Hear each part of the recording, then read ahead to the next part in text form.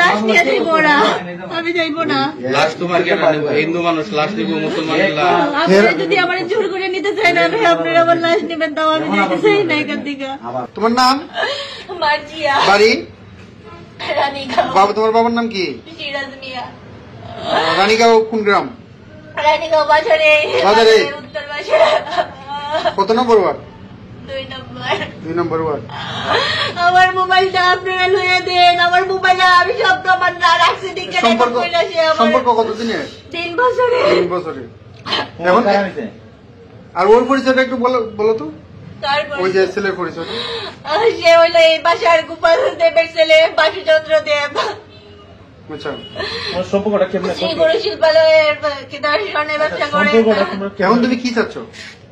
আমার বাচ্চার দায়িত্ব নেবো, আমার নিবো, কারণ ও তো বলছিল আমার বিয়ে করবো, স্বীকৃতি দেবো, এটাই আমি চাই না, আর কিচ্ছু চাই না। আমি 1.5 মাসের অন্তঃসত্ত্বা। কত মাসের? 1.5 মাসের। এখন এই বাসার গোপাল দেব ওনার ছেলে, স্বাস্থ্যকর অল টাইম ফ্যামিলি কেক, সব সময় all time healthy life.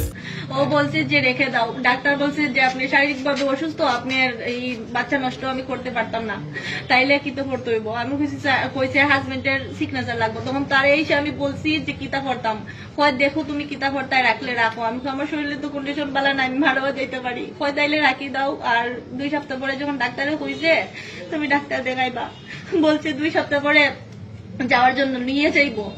London স্পেসে গত বৃহস্পতিবার রাত্রে বইছে, বসার পরে বলছে যে আমি আজকে ডাক্তার দেখাইছি না তো কি হয়েছে, নিয়ে যাই মনে, নাইলে রাহাত আছে ও নিয়ে যাই মনে, সমস্যা নাই, আমি না যাই। ওর ফ্রেন্ডের ছোট ভাই। আচ্ছা, আপনার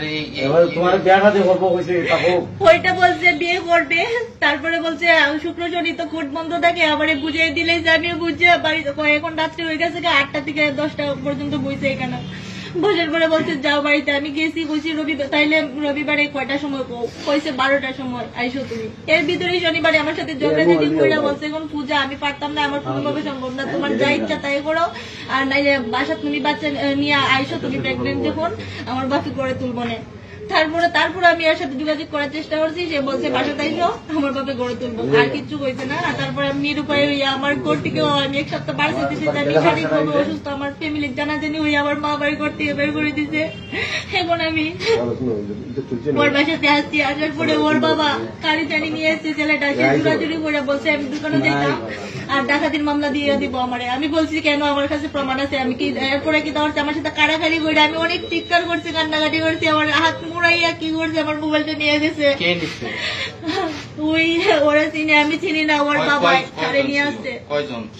ওরা 3 জন আসছিল, তারপর গেট লাগিয়ে দিছে, লাগিয়ে দিয়ে আমার সাথে ওই রুমে একজন পুরুষ আসলা, তারা বলছে পর্দা পালিয়ে দাও, পর্দা পালাইছে। তারপরে গেট লাগিয়ে দিয়ে তোর বাপের আরে লিয়ে কিতা করবো, তোর কিচ্ছু করতে পারবো না, আমি একা আছি, আমার সাথে কেউ আছে না বলে আমি বলছি ভাই দুহাই আল্লাহ আমি কেউ নিয়ে আইছি না। তারপর মোবাইলটা কয়জনের নিছে আপনার কাছে? মোবাইলটা ওই ছেলেটা জুড়াজুড়ি করে নিছে, আর ওর বাপ দারো ফেরত আসলো, আর ওই আরেকজন লোক আসলো।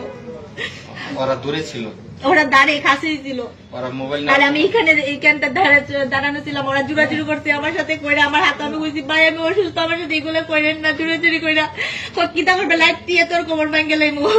আচ্ছা, আপনি এর সাথে কতদিনের সম্পর্ক? আমার 3 বছরের সম্পর্ক। এটা নিয়ে কি কোনো মামলা মোকদ্দমা আছে? এটা নিয়ে যখন ওর যে বিয়ে হয়েছে এগুলো আমি জানতাম না, জানার পরে আমি ওর সাথে ঝামেলা হয়েছে এটা নিয়ে, তারপরে আমার পাওয়া তো 2টা খান্দাঘাটি বইটা অনেকটা নিয়ে খান্দাঘাটি করছে বইছে। উত্তর বাজারের একটা ছোট ভাই আসলো, ওরে নিয়ে সবসময় দেখা করতো, এর নাম মোহাম্মদ খালিদ। হ্যাঁ, আর ওরে নিয়ে দেখা করতো। এরপর থেকে যা দেখা হয়েছে মানে কথাবার্তা অনেকেই বইছে, জনতা ট্রেডার্সের ওনার যে আব্দুল্লাহ তার নিয়ে বইয়া সালিশ হয়েছে, কিন্তু কিচ্ছু আমার রায় দিচ্ছে না। আমি নিরুপায় আমার কাছে দিয়েছি, সে মামলার সাক্ষী টাকি সব টাকা পয়সা দেওয়া খাওয়াই রেখে দিয়েছে, আমি নিরুপায় কিচ্ছু করার নাই। তারপরে আমি বইয়া থাকছি নিরুপায় হইয়া, তারপরে কিন্তু সে আবার আমার সাথে ডিস্টার্ব করে দেখা করছে, পাওয়া তো ধরে কান্নাকাটি কয় যে আমি ভুল করছি, আমি তোমারই চাই। তুমি কি কোর্ট কাছারিতে মামলা করছিলা? যে মামলা করছি বললাম তো, আগে মামলা করছি প্রায় 1 বছর হয়ে যাইতেছে। 1 বছর আগে তোমার এগুলো মামলা চলাকালী শুধু এরা তদন্তই করে যাইতেছে, তদন্ত আর সাক্ষীগুলারে টাকা পয়সা দিয়ে কিনে নিতে তুমি পিবিআই তদন্ত করতেছে। সিবিআই তদন্ত সাক্ষীরে টাকা পয়সা দেয়, তুমি দেখছিলা? সাক্ষীরে টাকা পয়সা দিছে, যে এগুলো রেকর্ড আছে আমার কাছে, যে বাজারে খারে খারে জানি মেয়র টেয়র নিয়ে ওরা ওর বাবা ওর বাসা থেকে গেছিল, যে বাসা রেকর্ড থাকলে তুমি রেকর্ড পিবিআই জি আমি শুনাইবো। পিবিআর স্যারকে দিছি, দেওয়ার পরে স্যার জানি না এরা এত কিছু দেওয়ার পরেও এরা কিভাবে সাক্ষীকে পিবিআই দেয় নাকি টাকা পয়সা পিবিআই দেয় নাকি ওরা দিছে, ওরা বাজারের অনেক গণ্যমান্য ব্যক্তিদেরকে নিয়ে নিয়ে সাক্ষীদেরকে টাকা খাওয়াইছে। এখন মোবাইল দিয়ে দিলে কি তুমি চলে যাবা? আমার মোবাইল দিন আমি চলে যাইবো না, কারণ আমি কি চলে যাওয়ার জন্য আসছি? আমি কই যাইবো চইলা? কিসের জন্য আসছো? তুমি কিসের জন্য আসছো? আমি অন্ধসত্ত্বা, ও বলছে এবার বিয়ে করব, আমি বিয়ে করতে চাই, আর কিছু করতে চাই না। আমার বাচ্চার আমার বিয়ের আগে অন্ধসত্ত্বা হইলেন কেন? হ্যাঁ, সে আমারে বুঝেন নাই? সে আমারে তারিখ দিছে যে 25 তারিখে বিয়ে করবে। 25 তারিখের পরে আপনি তার সাথে ই করবেন, থাকবেন। এইগুলা বইলা সে আমার সাথে দেখা করছে, মা বাপের কসম দিয়া যে আমার টাচ করবে না, তারপরে সে আমার সাথে জুড়াজুড়ি করে এগুলা করছে। তারপর আমি মান্না নিছি, কান্দে আপনার কি আরেক জায়গায় বিয়ে হয়েছিল? জি, ওইখানে আমার বাচ্চা আছে? সংসারটাও নষ্ট করেছে। ওইখানে বাচ্চা আছে আপনার? জি, কয়টা বাচ্চা? একটাই। ওই বাচ্চার বয়স কত? ওই বাচ্চার বয়স 5 বছর। আগে স্বামী কি করে? বাইরে থাকে। আর আমি বর্তমানে অনার্স ফার্স্ট ইয়ার পড়ি বৃন্দাবন কলেজে। আপনি বাংলাদেশের এই প্রচলিত নিয়মে তো এরকম কোনই নাই যে আপনি ঘরে এসে বসে থাকবেন আর এইভাবে বিয়ে হবে। ও আমারে বলছে যে বাসাতে আসার জন্য ওর বাবা গড়ে তুলবে। এখন আপনি ওর সাথে যোগাযোগ করেন। ও আমার সাথে যোগাযোগ বন্ধ করে ওরা বাইকে গেছে। তাহলে আপনি ওর সাথে যোগাযোগ রাখতে চেষ্টা করেন।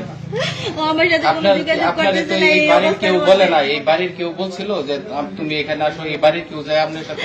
বাড়ির কেউ বলছে, অবশ্যই বাড়ির ছেলে বলছে।